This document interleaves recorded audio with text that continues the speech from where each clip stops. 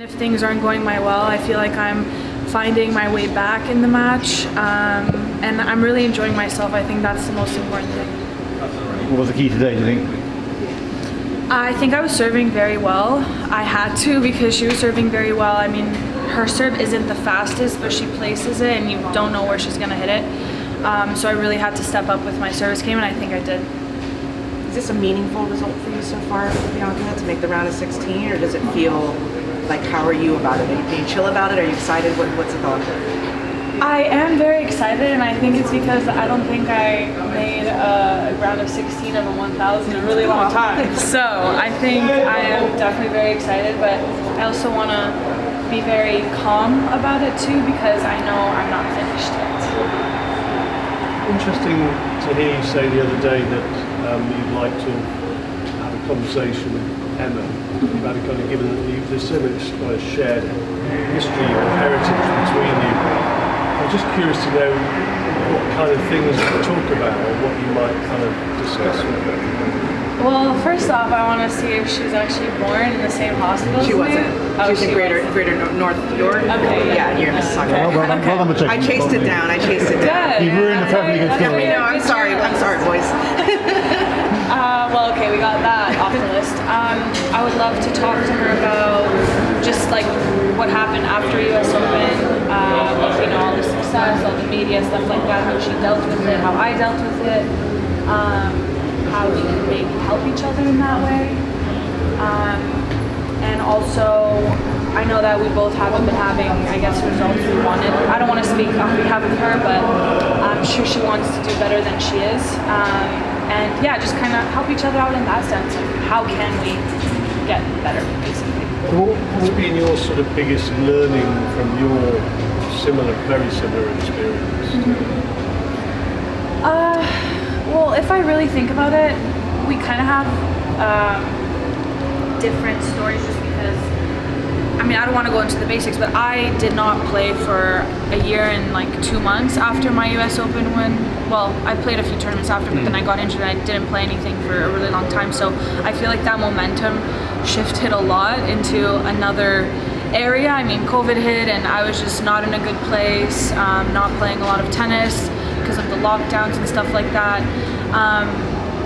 So yeah, it's just really complicated. I don't really know where to begin with that, but right now I'm just so happy that I kind of have it figured out in the best way, I think, right now. What you're saying, I guess 85%. It's quite a long process to kind of compute it in your head and that sudden surge of success. Yeah, and to think that it was 4 years ago is just absolutely crazy. I feel like I had a lot of time to really settle down and just kind of figure out what's best for me. I know it wasn't going to come overnight. I mean, 4 years later, I hope that I can, you know, get another Grand Slam as soon as I can. When you think about like your mental evolution, your physical return to fitness, and then like tennis skill, I mean, which of those has been the most important in bringing you back to this point where you're getting the last 16 of 1,000 again? I think everything physical comes from the mental side of everything, emotional, spiritual, all that. So I feel like it's mainly in my head. I think that's been the toughest part because I know if everything's good in my head, everything will be good physically. You took that time out to kind of try and work on, you know, your personality and your kind of balance. Is that a fair description of that period when you just took a break? It was honestly me wanting to figure out if I really want to continue playing tennis, because I was literally about to just drop my rackets and just say screw this, because I wasn't happy at all, and I wasn't happy basically for the full year of 2021. And I thought that if I continue like this, it's just going to get worse. So I was like, okay, let's take a break. Hopefully that helps. And it really did. My heart did grow fonder for the sport, and now I appreciate it in a much different way than I did before that break. How do you handle though the negative moments, the defeats and so on? Because every interview you've done here, you've said how happy you are, but obviously you're winning games. Yeah, I don't really want to focus right now on the negative. I just try to stay as positive as I can. in a way where I try to look at the positives in every situation. Now my mindset is everything happens for a reason, but I'm truly, truly believing in that. I know I used to say that and found out that I wasn't really believing in it, so now I truly do believe it. And your dog's a TV star now, yeah?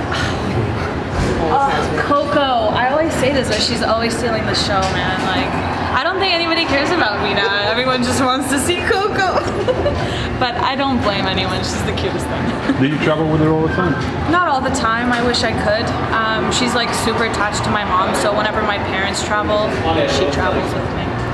In terms of when, 2019 and everything coming on, kind of being the newbie in the locker room, let's set results aside, but being part of the WTA locker room, how much has that changed for you in terms of enjoying being on site, whether it's the friendliness in the locker room changing over time and things like that? How much more settled are you, and what was necessary for that to kind of change? Because when you were first coming on, it was almost like a transfer student dropping in, out of nowhere, Yeah, now I kind of know everybody and everybody kind of knows me.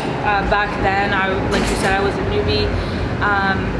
But there were many people that were welcoming of me and some that weren't so welcoming.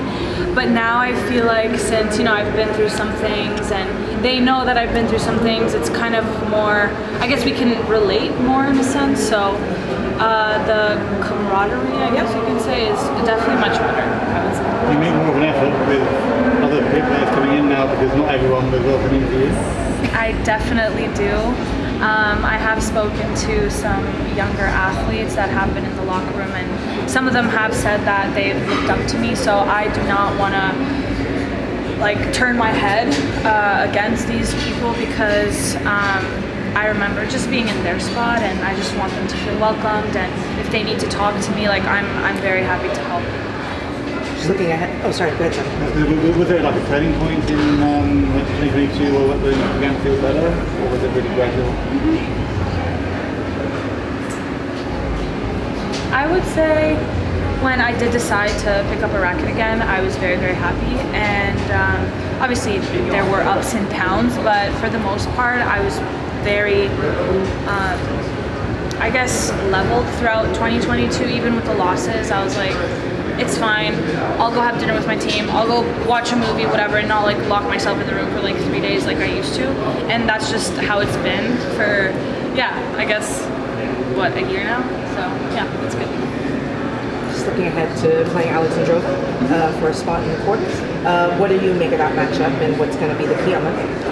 She's a very good player. She's a very aggressive player, so I have to definitely be ready for her tough shots. She has a good serve, and she's been having some amazing results, so I'm looking forward to it. And I think it's a night match, and you've obviously been the noon match on your days. Okay. Do you think that changes things at all? No, I mean, no. I think, I like night matches as well. But whatever the tournament gives me, I'm ready for it.